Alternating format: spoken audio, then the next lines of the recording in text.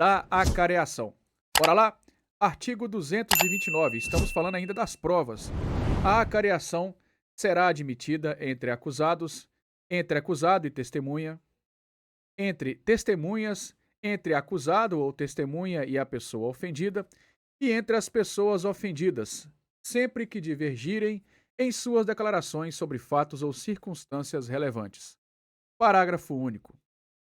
Os acareados serão reperguntados para que expliquem os pontos de divergências, reduzindo-se a termo o ato de acareação. Artigo 230. Se ausente alguma testemunha cujas declarações divirjam das de outra, que esteja presente, a esta se darão a conhecer os pontos da divergência, consignando-se no auto o que explicar ou observar. Se subsistir a discordância, expedir-se-á precatória à autoridade do lugar onde resida a testemunha ausente, transcrevendo-se as declarações desta e as da testemunha, dos pontos em que divergirem, bem como o texto do referido auto, a fim de que se complete a diligência, ouvindo-se a testemunha ausente, pela mesma forma estabelecida para a testemunha presente. Esta diligência só se realizará quando não importe demora prejudicial ao processo e o juiz entenda conveniente. Capítulo 9. Dos documentos. Artigo 231. Salvo os casos expressos em lei, as partes poderão apresentar documentos em qualquer fase do processo. Artigo 232. Considera-se documentos quaisquer escritos, instrumentos ou papéis públicos ou particulares. Parágrafo único. A fotografia do documento, devidamente autenticada, se dará o mesmo valor do original. Artigo 233. As cartas particulares, interceptadas ou obtidas por meios criminosos, não serão admitidas em juízo. Parágrafo único. As cartas poderão ser exibidas em juízo pelo respectivo destinatário para a defesa de direito, ainda que não haja consentimento do signatário. Artigo 234. Se o juiz tiver notícia da existência de documento relativo a ponto relevante da acusação ou da defesa, providenciará, independentemente de requerimento de qualquer das partes, para sua juntada aos autos, se possível. Artigo 235. A letra e firma dos documentos particulares serão submetidas a exame pericial, quando contestada a sua autenticidade. Artigo 236. Os documentos em língua estrangeira, sem prejuízo de sua juntada imediata, serão, se necessário, traduzidos por tradutor público ou, na falta, por pessoa idônea, nomeada pela autoridade. Artigo 237. As públicas formas só terão valor quando conferidas com o original em presença da autoridade. Artigo 238. Os documentos originais, juntos a processo findo, quando não exista motivo relevante que justifique a sua conservação nos autos, poderão, mediante requerimento e ouvido o Ministério Público, ser entregues à parte que os produziu, ficando o translado nos autos.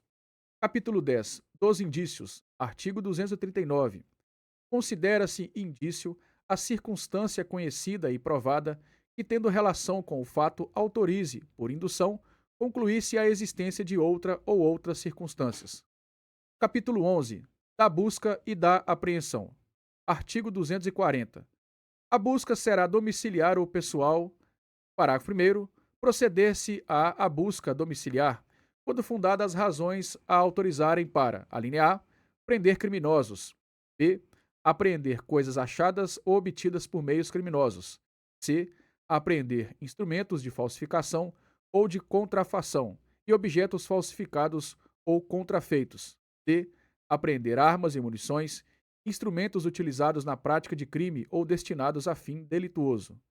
A linha E, descobrir objetos necessários à prova de infração ou à defesa do réu. A linha F, apreender cartas abertas ou não, destinadas ao acusado ou em seu poder, quando haja suspeita de que o conhecimento do seu conteúdo possa ser útil à elucidação do fato. A linha G, apreender pessoas vítimas de crimes. H, colher qualquer elemento de convicção. Parágrafo 2º. Proceder-se-á à busca pessoal quando houver fundada suspeita de que alguém oculte consigo arma proibida ou objetos mencionados nas letras B ao F e letra H do parágrafo anterior. Artigo 241. Quando a própria autoridade policial ou judiciária não a realizar pessoalmente, a busca domiciliar deverá ser precedida da expedição de mandado. Artigo 242. A busca poderá ser determinada de ofício ou a requerimento de qualquer das partes. Artigo 243. O mandado de busca deverá, inciso 1, indicar o mais precisamente possível a casa em que será realizada a diligência e o nome do respectivo proprietário ou morador, ou no local de busca pessoal, o nome da pessoa que terá de sofrê-la ou os sinais que a identifiquem. 2. Mencionar o motivo e os fins da diligência. 3. Ser subscrito pelo escrivão e assinado pela autoridade que o fizer expedir. Parágrafo 1º. Se houver ordem de prisão, constará do próprio texto do mandado de busca. Parágrafo 2º.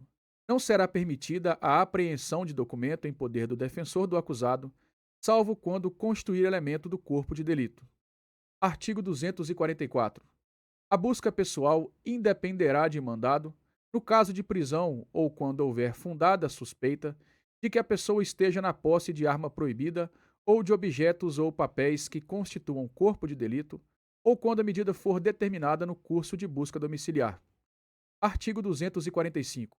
As buscas domiciliares serão executadas de dia, salvo se o morador consentir que se realizem à noite, e antes de penetrarem na casa, os executores mostrarão e lerão o mandado ao morador ou a quem o representante intimando-a em seguida a abrir a porta.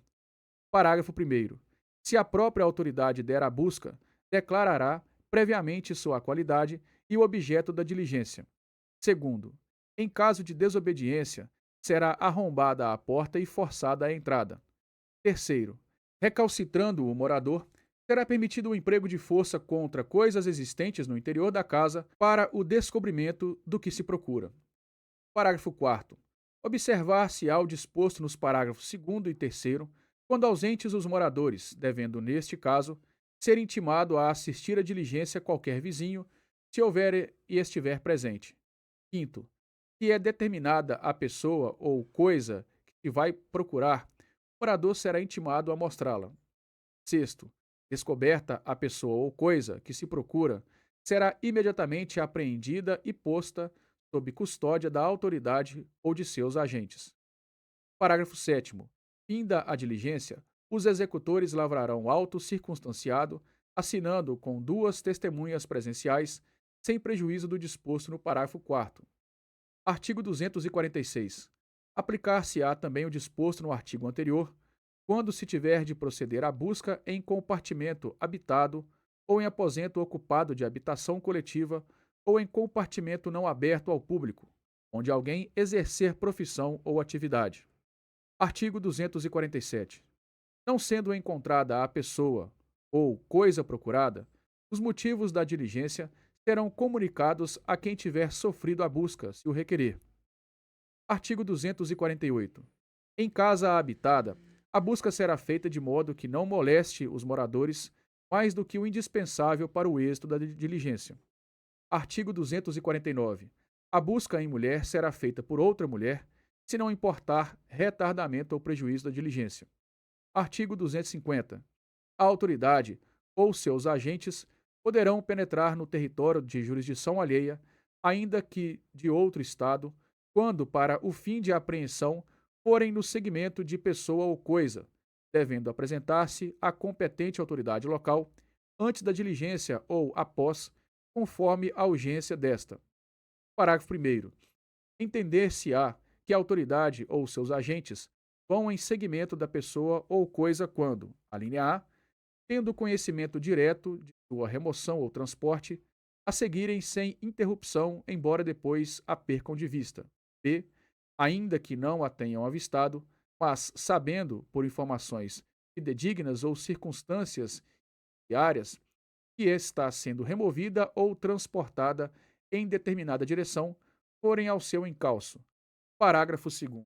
Se as autoridades locais tiverem fundadas razões para duvidar da legitimidade das pessoas que, nas referidas diligências, entrarem pelos seus distritos ou da legalidade dos mandados que apresentarem, poderão exigir as provas dessa legitimidade, mas de modo que não se frustre a diligência.